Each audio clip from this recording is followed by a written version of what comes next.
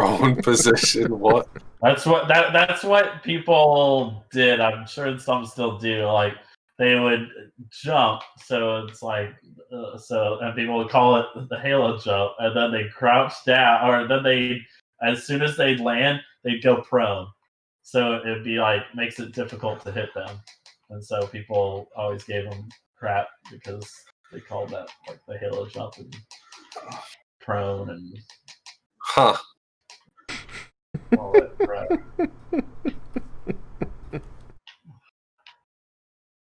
Is it the reverse Halo jump, since in Halo you wanted to crouch and then jump, and this is jumping and then crouching?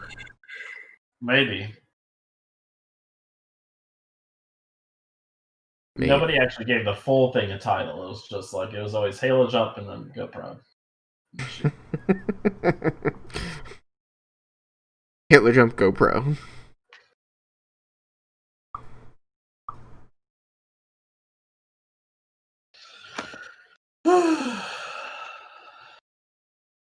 What do you think we're gonna do without Joseph? I think we'll be fine. Are you sure? Yes. Alright, then I guess it's time to get this thing started, isn't it? Yep.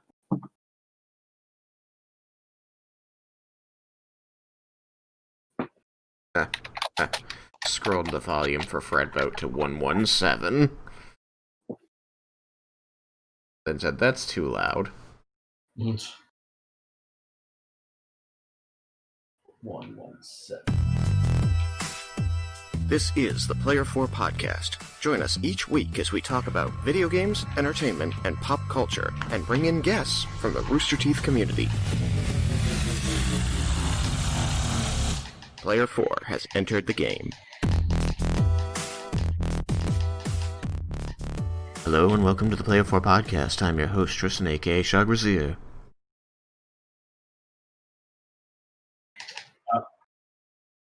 Okay. I am Alex, aka Chaos Black 21. And I'm Melancholy, aka Sukikiba.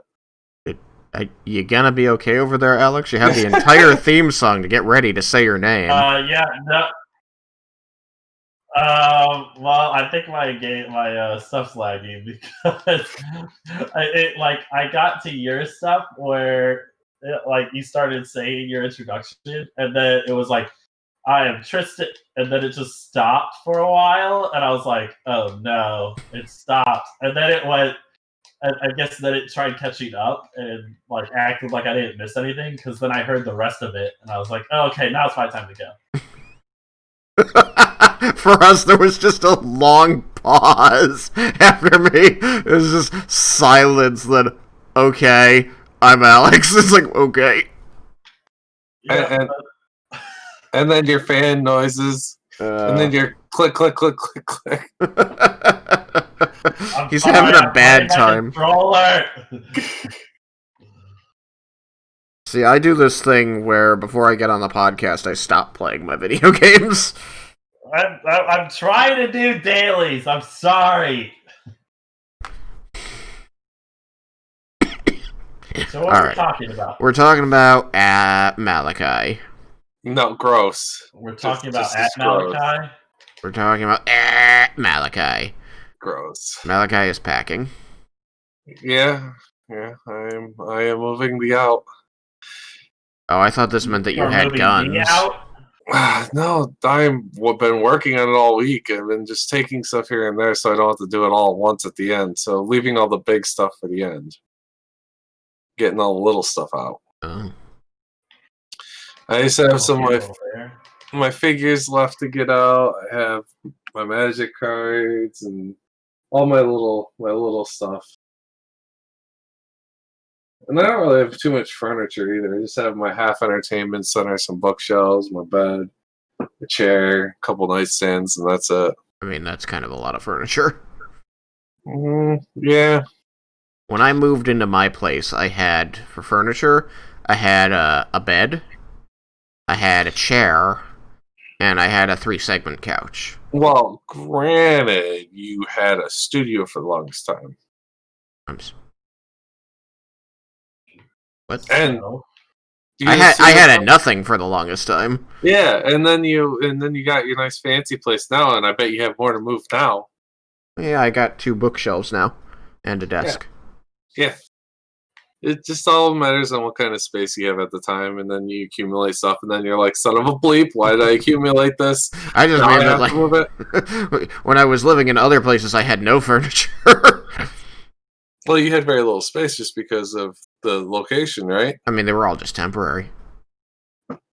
I didn't Well, move yeah. anything into them. They were furnished already. Yeah. Well, there you go. Everything was in a storage bin, so that's what I had. I had a storage bin that I was paying $150 a month for. Ugh, I can't believe that was. It's a lot. That's a nice chunk of change. My rent is a lot more than that. I know it is. Rent here is ridiculous. You want to live here? but No. now you don't have the storage space anymore, right? Hmm?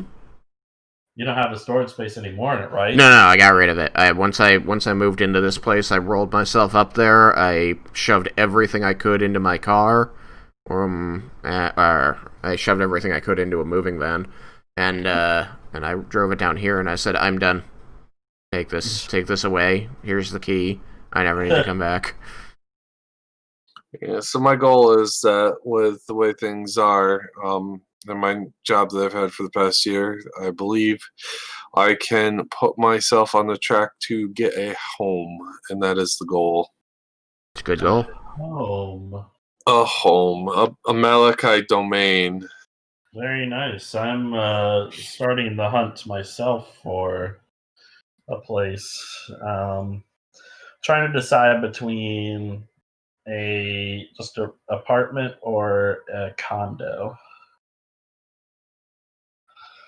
You should do it not in Missouri. Yeah, that's unfortunately it's going to be in Missouri. So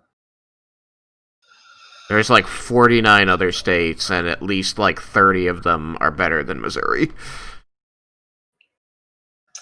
yeah, but all my stuff's here in Missouri. All But my you can family, take it with you. You don't need that. I do kind of need my family. No, everybody's weird.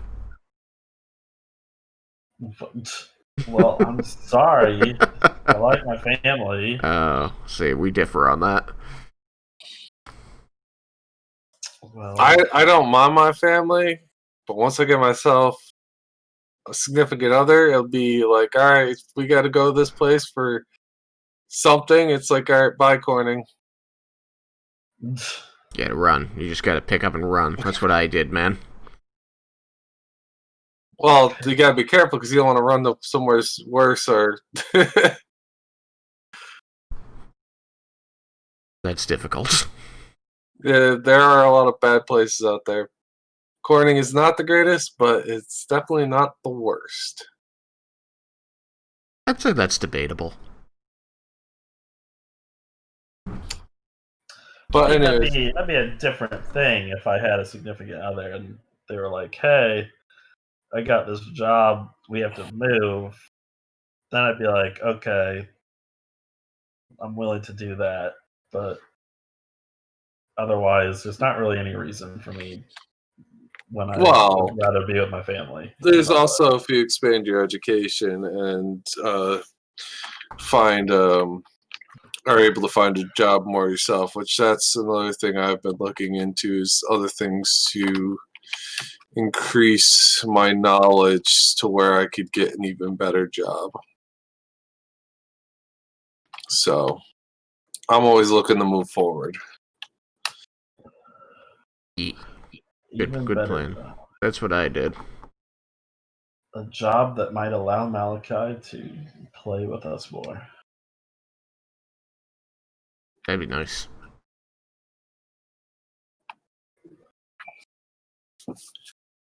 The difference just between like those what the warm body jobs versus the ones where they just require some level of education is nutty.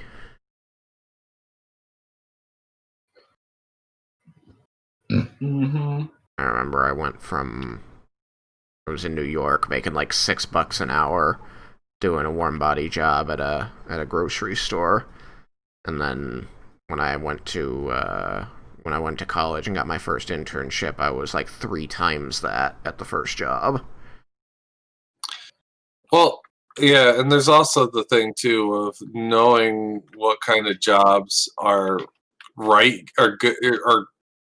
good jobs and jobs that you just grab while you're looking for another job, because I should not have worked at the hotels like I did for as long as I did, because when I really looked at it, it was just like they were doing all these things that I should have said no. Yeah. I'm not doing that.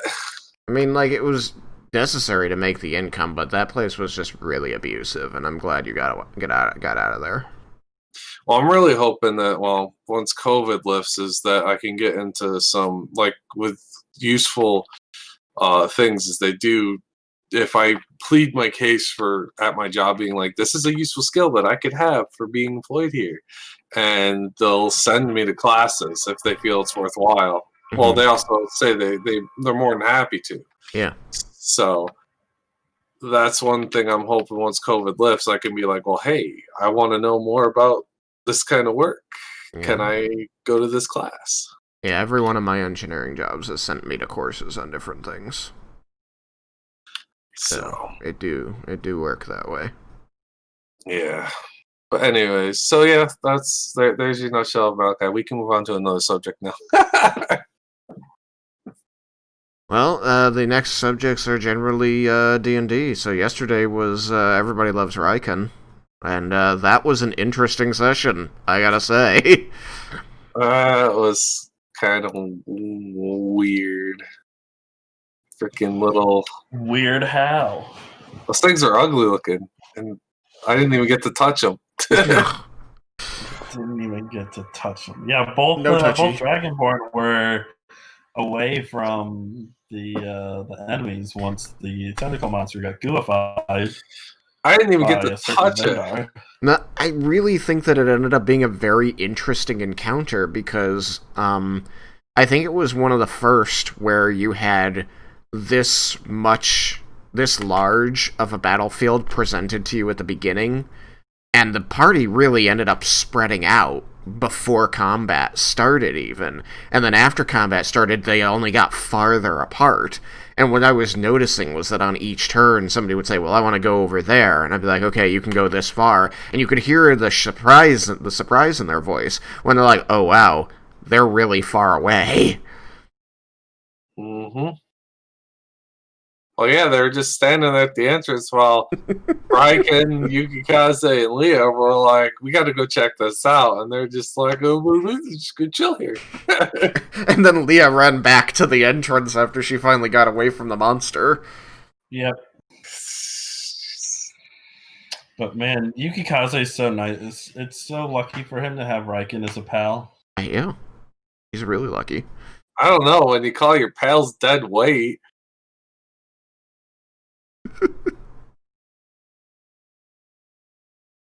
Just because he was indisposed at that given time does not mean you need to call him dead weight.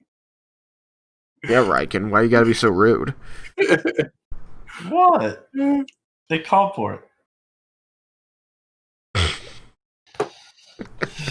So, it's going to come up next session, so I'm just going to talk about it so that people listening to this aren't in suspense.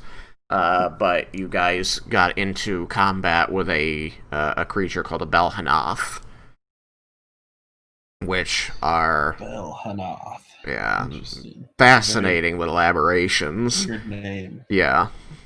Again, like, you're gonna talk to the drow about it, so I don't mind going into a little bit of detail now, since the rest is gonna come out next session anyway.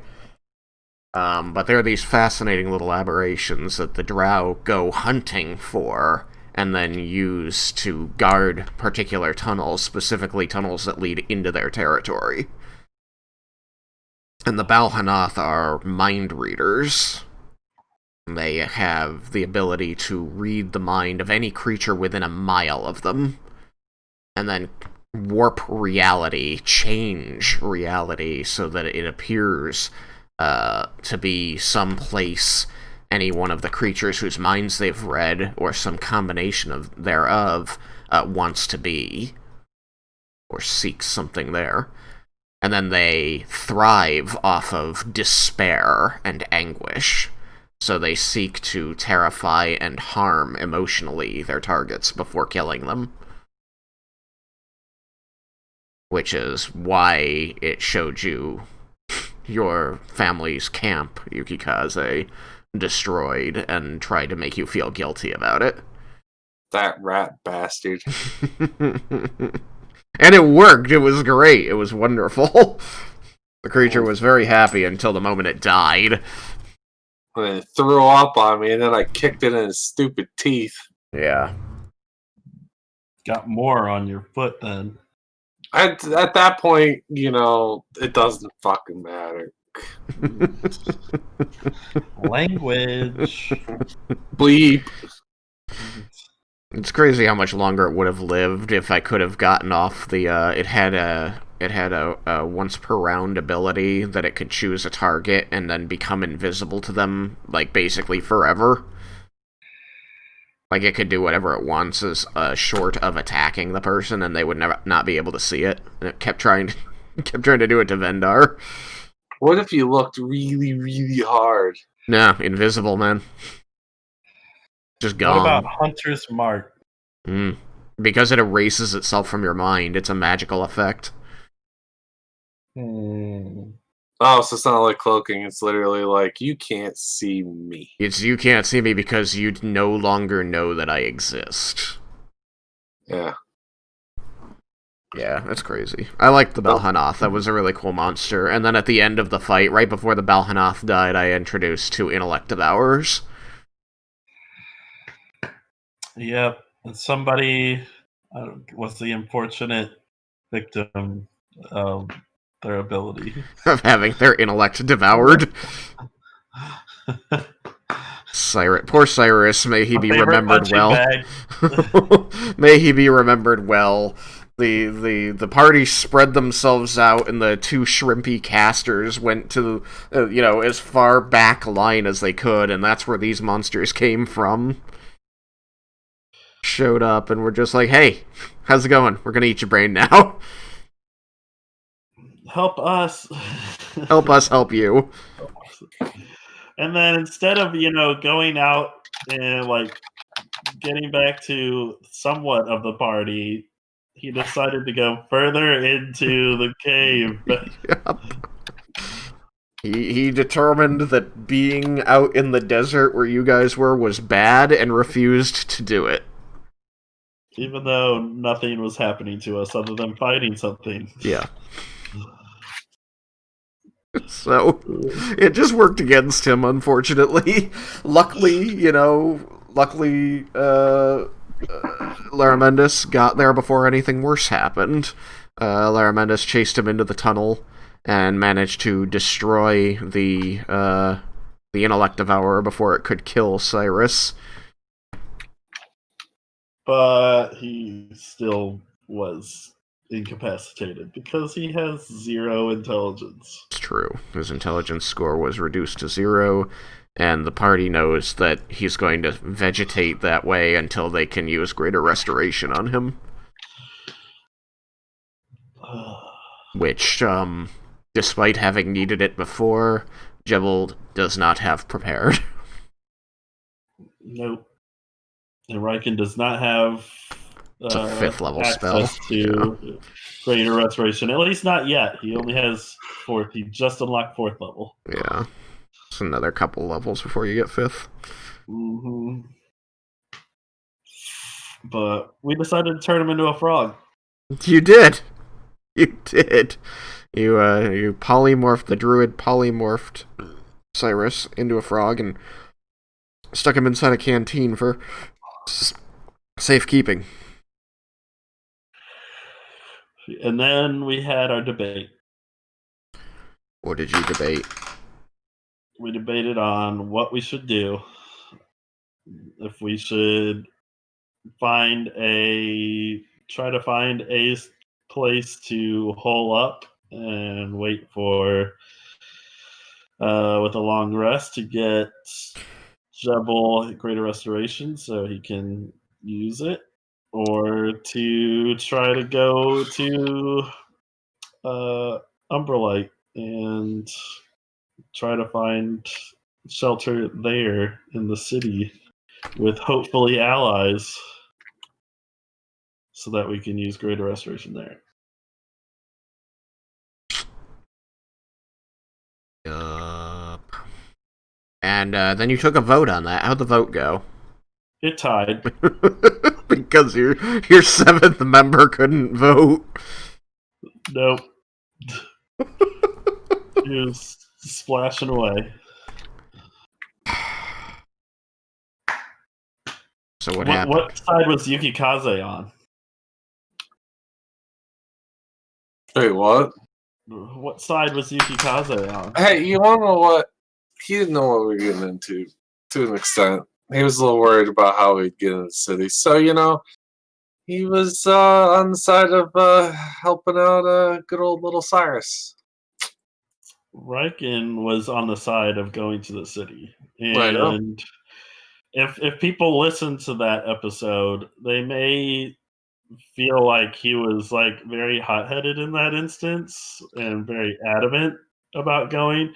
He wasn't necessarily, I want to get across, he wasn't necessarily adamant about that specific option. He believed that was the best option, but he wasn't necessarily trying to get everyone to change their minds on that option. He was adamant about people making sure they knew all the pros and cons of each decision. What? Which was why he kept going for Vendar, because Vendar kept saying that this was the best solution, was holding up. It's the safest.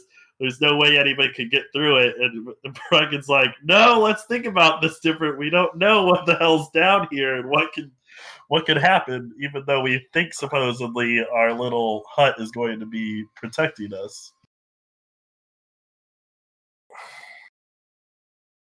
It was an interesting debate where the at odds arguments were, if we stay out here, we don't know what other creatures are out here or what horrible things they can do to us, versus if we rush to the city with an incapacitated party member, we don't know what the drow might do to us. Well, yes, but we could end up fighting drow anyways, trying to wait. So it's not. I'm not Either way, taking we a can side fuck here. Like I don't have an opinion of what was good or bad or better or worse. You guys made your decision, and you went to the city. You had to call in a tiebreaker from Ash. Because Riken is usually just gung ho and just doesn't think about things. So it was just kind of like one of the few times that he actually was thinking about the options. But either way, he was fine with, because, like you said, he mentioned, he's like, well, if we get backed into a corner and they dispel our hut, we get to fight, which I'm okay with. Yeah, but I think there's, also the risk that, you create the hut and then a purple worm just bursts up through the floor and kills everybody. I mean, it wouldn't necessarily kill everyone instantly. It might eat 3 people at once. Yeah, but if Guardians of the Galaxy has taught me anything, the inside is the inside is weaker than the outside. It's the same thickness from whichever side you're on. Doesn't work that way. And being inside a purple worm is infinitely worse than being outside of it. I think Yukikaze got eaten once. Yeah, I went in to save a friend. No, I think you got eaten once though. you got eaten, and Cyrus Oh, saved you. Cyrus, And yeah. Cyrus isn't here to save with time stop. Yeah, that's right. He's incapacitated, so we don't have that for us anymore. Nope. But that's fine, because you apparently now have the tiny elven warlock machine gun who can reliably output like 40 damage a round for free. Yay!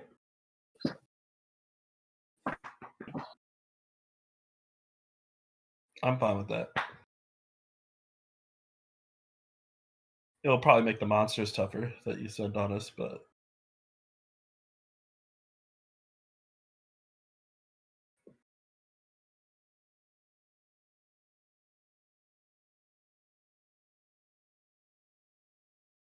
so yeah, good last couple sessions with the fighting and the debating, and now we have finally reached our destination that we wanted to. So We don't know if it's our true destination because we don't know if it's there or not. well, technically we did reach our destination because we were wanting to go to Umbralight so that we could figure out where the stuff is. Fair point.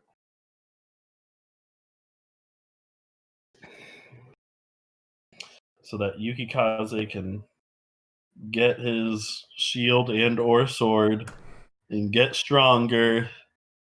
Almost not quite as strong as Riken, but close.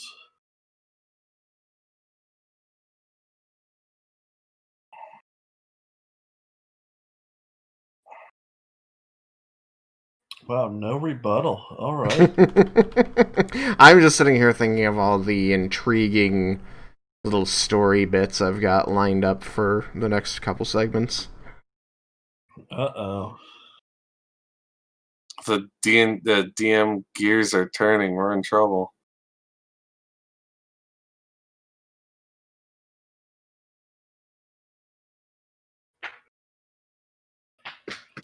Tell us what's going to happen. Fun stuff, I think. Dang it!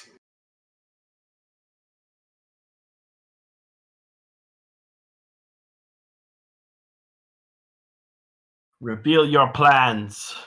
Okay. And his plans are to not reveal his plans. You're gonna go into the Drow City, and then you're gonna say stuff, and they're gonna say stuff, and then maybe you'll say some more stuff, and then something will happen. Possibly resulting in your death. Possibly not. Well, it's a good thing I got my my cleric ready. Just in case.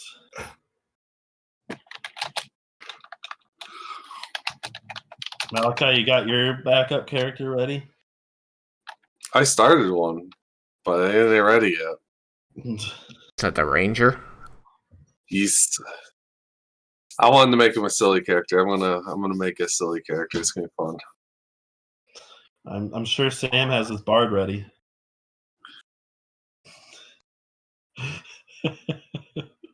I think his backup character is a cleric. Dang it. No bards here. I think he just likes to aggravate you by saying he has a bard ready. Yeah, but I know he's really excited about the cleric. I know. I think at one point we were like, because both of us were making clerics, we was like, yeah, we should just have a party of clerics. Yeah. Party of clerics is unstoppable. You're just like, alright, I killed a cleric. They're like, no, you didn't. Revivify. Healed. Well, now I've got you trapped. Well, yeah, plane shift.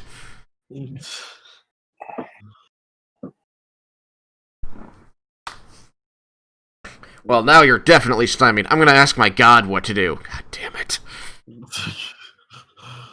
Well, you just die already. No. No.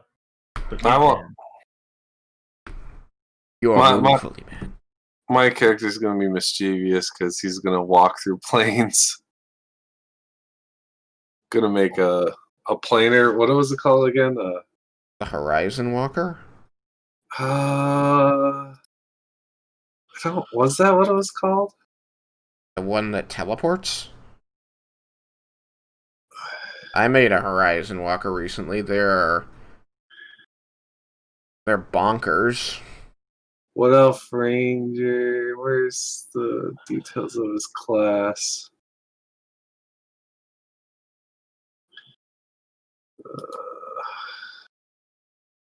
Well, first Yukikaze has to die for you to do that, anyways. You're not gonna let Yukikaze die.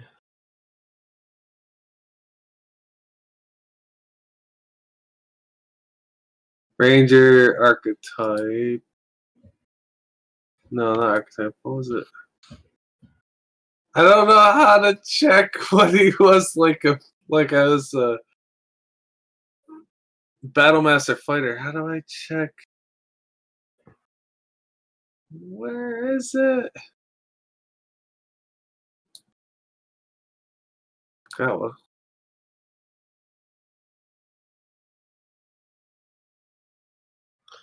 Fighter Master Battle. did I even get to that part? I don't know. I was looking at the.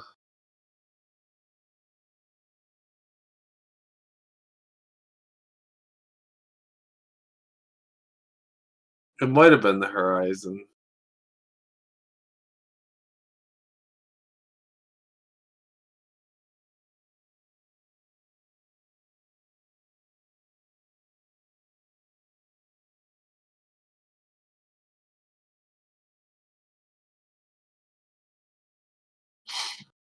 But yeah, I wanted the one that it didn't just teleport, but it would like walk between planes and like he could do all sorts of. Yeah, it is a Horizon Walker, I believe. The Ethereal Step. Mm-hmm. Ethereal. Yeah, I played Horizon Walker in a one shot, and for me it just reinforced that as much as I want to like those subclasses, I can't because their powers are silly and not balanced with other classes of the same level.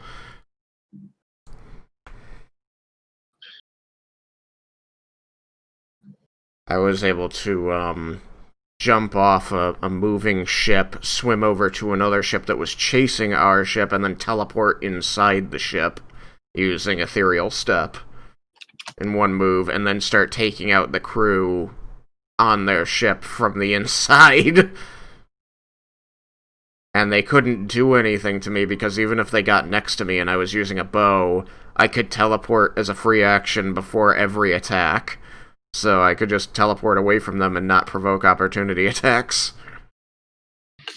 Well, if something was magical and had the ability to see into the other planes or interact with them, they could get you. It's very rare. Also, that's not going to be a problem because your Ethereal Step only keeps you on the Ethereal Plane until the end of that turn. You can't stay there. You don't actually, it's not real etherealness. Etherealness would let you stay on the ethereal plane for like an hour or something. This is just for one turn, and you need I think a short rest to get it back. So you really just use it to step through something. Or if you want to get a height advantage without climbing, you can just walk vertically in the ethereal plane. Okay. But it's really useful for getting inside places people don't want you to be, because you just walk through the wall.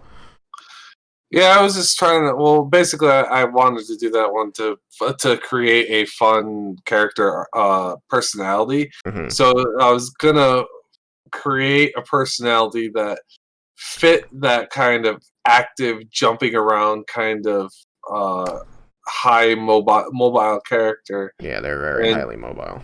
and just play with it. Really just because I wanted to pick something that would be more of maybe a mouthy character, some character that like you could almost maybe think even a Spider-Man-ish character where try to crack jokes Mhm. and be quick-witted because I don't do that enough. I Mhm. thought it would be a character type that I could practice. Mhm. Yeah, I mean, I think that the character that I ran like that and for the one shot was like that. I made him a Dragonborn because Dragonborn make very poor rangers. It's hard to build them into good rangers. Um, and so I put all my points into making him a decent ranger. And then because he was basically untouchable in combat, he was just a goober. He was like a monster hunter. His whole thing was like find more and more interesting monsters to hunt and tell stories about them. Um, and he specialized in like sea monsters. So we were at a mid-range level. We were like level 8 or something like that, I think. And so we were given a magic item. So the magic item I took was the Cloak of the Manta Ray, which gives you a swim speed of like 60 or something silly. So he could swim through the water and then just teleport up into the air to fire arrows and then just fall back into the water and continue swimming. That that is a fun way to do it. Yeah. Whoop, fall. Whoop. So I gave him this Russian accent, and he, like, made people very uncomfortable with all of his scary monster stories, and then he would just be like, push somebody out of the way, he's like, there it is. I know this monster. I have hunted it before. It has killed many men. I shall destroy it. And then we ended up fighting at the end of that one-shot a dragon turtle, and I realized I can solo this monster because all I have to do is piss it off so that it chases me, and then all I have to do is swim away. I'm faster than it, and I can just teleport up and shoot arrows at it and then keep swimming away. And if it doesn't stick around to die, that's fine too. I can just swim back to the ship because I can swim faster than the ship goes. The Cloak of the Manta Ray also lets you breathe in water, so I could fight it underwater if I needed to. But yeah, it was just kind of ridiculous. The being able to teleport before every attack, and at that level you have 2 attacks as a ranger. It's just like, this is silly. Well, so yeah, that was just something quick that I was thinking of. Anyways, so Yeah, we'll have to talk about it. We should set up a backstory. Hopefully we do not have to play new characters. That is not the goal. Try not to die. You've given these characters life. Try to keep them alive. Although, who knows how much longer you'll be alive now that you've given yourself over to drow custody. Yeah. Even though they said they'd help us, but they might double cross us. I don't know that they said they'd help you. Zephyrius said they'd help you. They said that they'd process us quickly. They did say they'd process you quickly. They did say that. That could mean that could just be Drowfer will kill you quickly. It could be. Who knows? It's a mystery. We'll find out. We will. Next time. Which, let us know. Yeah, let us know. Keep us updated. I will do so. I mean, I have to look at my schedule. It might be the day that I start working early, like 6 to 2:30 my time, Central Time. So that should give plenty of time to vote. But I just want to make sure that that's what it is, and not like later. All right. Because I want to get my vote in. Yeah, that's the most important thing. And Missouri's stupid because they don't have early voting. That's a little bit ridiculous. One of the reasons why Tristan wants me to leave Missouri. I do. I think that it would be healthy. There are certain places that are just bad for the psyche to be in, and Corning's one of them, and I think that Missouri is probably another. Like, nowhere's perfect, but some places are just, like, bad for the brain. And that, you know, you should be seeking places that don't make you feel bad to live there. I felt bad living in New York, so I had to get out. I got out as fast as I could. I went to college in Massachusetts, and then I tried living in a couple other places. I tried New Hampshire and Connecticut and Texas. And out of the 5 places I lived, also Wisconsin, I think, and Colorado. I also was in Colorado for a time. My favorite was still Massachusetts, so I ended up coming back here. I mean, I don't hate living in Missouri. It's just there's some backwards things about it. Yeah. Which is unfortunate, but that's probably most likely the case that it's a... Don't like to be political here, but it's a red state, so... Make sure you vote. Make sure you participate and follow stuff. I know I need to do more. But is it about time to get the flip out of here? Yeah, I think it is. Alright. Let's get the flip out of here. It's been wonderful, everyone. Hashtag goodbye. Goodbye. Hey, you guys go enjoy your Halo. I gotta go to the bed.